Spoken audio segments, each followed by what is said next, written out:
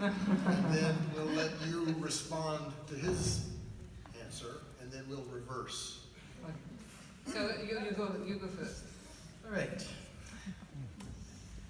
Well, first of all, thank you very much, Tariq, for sharing your knowledge and your wisdom with us. I particularly want to thank you for bringing the Brazilian situation into our conversation and the assassination of Marielle Franco.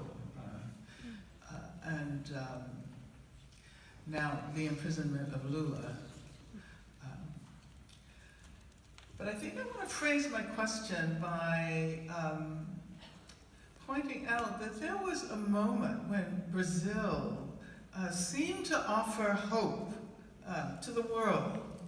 And there have been these periods where struggles in particular places have commanded international solidarities in a way that made us believe that if only these struggles are successful, then the world will be qualitatively different.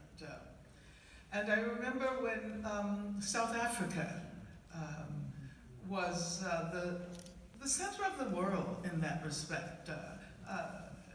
And all of us had so much hope for a non-racist, non-sexist, non-homophobic society in South Africa.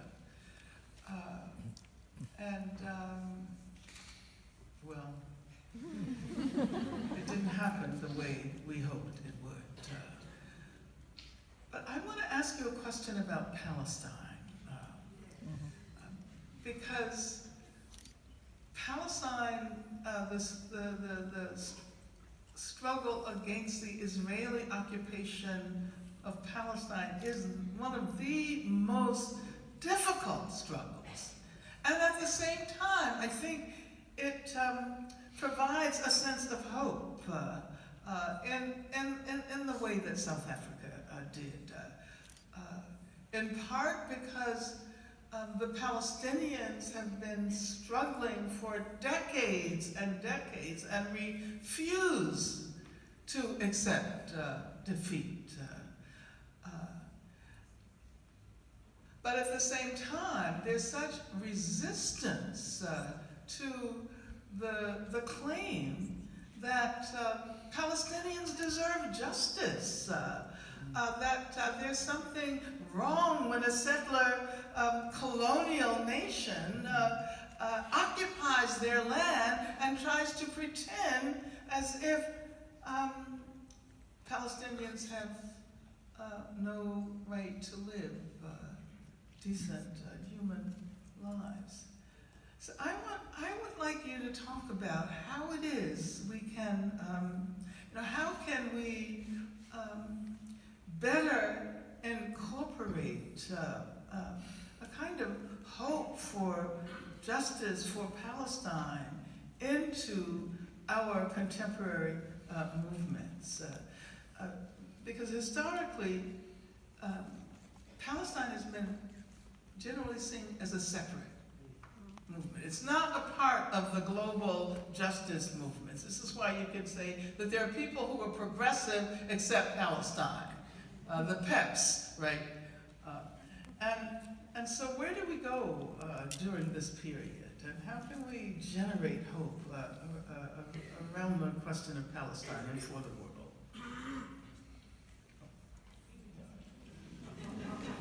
I think it's a very simple question.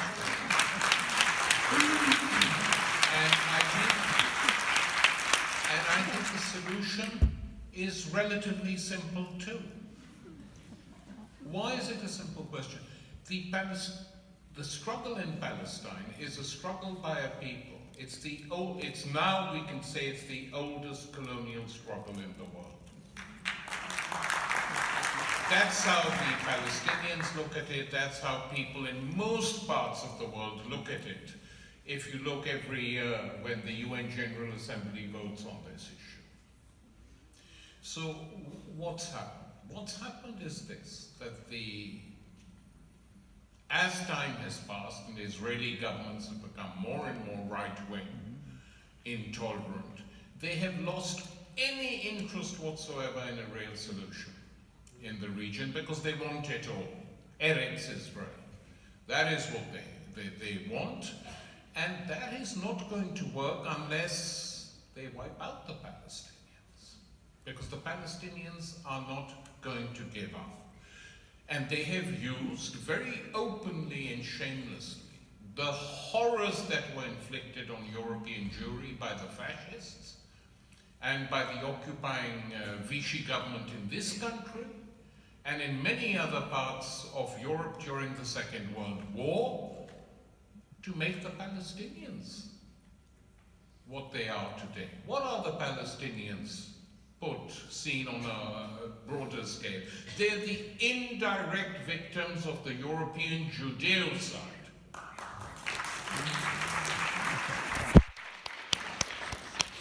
Had there been no Judeocide, you would not have had this solution. We don't know what would have happened, but this form it would not have taken. So the Israeli leaders had two choices. One, and this is not even a just thing, but the Palestinians were prepared to accept a return to the 67 borders before the 67 war. They didn't. The Oslo Accords, pushed in that they were ignored. Turned out to be a disaster. Instead, what the Oslo Accords did was to integrate the Palestinian leaders into the whole process taking place in the Middle East, pour in lots of money which went on the top, create an extremely corrupt regime, and leave the Palestinians totally isolated. That's effectively what happened in Palestine. So what to do? The Israelis used to say, stop the violent struggle. The Palestinians said, apart from groups they can't control, we've stopped it. But you still won't talk to us. So the Palestinians said, we will have a non-violent struggle without any violence, which is a campaign of boycott, divestment, and sanctions. And the Israelis said, no, we don't accept that either, it's anti-Semitic. And the Israeli lobby in different parts of the world denounces the BDS campaign as anti-Semitic, in some places is trying to make it illegal, but the campaign has gone on. Because if the Israelis do not accept an independent Palestinian state, by which I mean a proper independent Palestinian state, not a few twisted Bantustans dropped here or there, they could have got a deal. They don't want that. When Palestinians, intellectuals and others say, okay, in that case, let's have a single state of Palestine and Israel with equal rights for Jews, Christians, Muslims, whoever.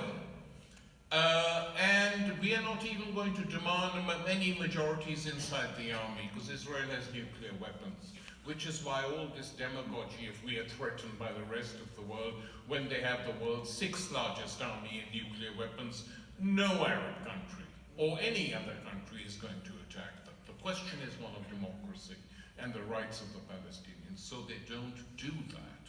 And for how long are the United States, which is the principal power defending this, pouring money and going to do it? It's totally counterproductive. And the European Union countries are sometimes a bit tougher than the United States, but by and large they capitulate. They don't do anything. So this is the tragedy of the Palestinians. And I honestly urge those who want some element of justice in Palestine to support the boycott, divestment and sanctions campaign on campuses.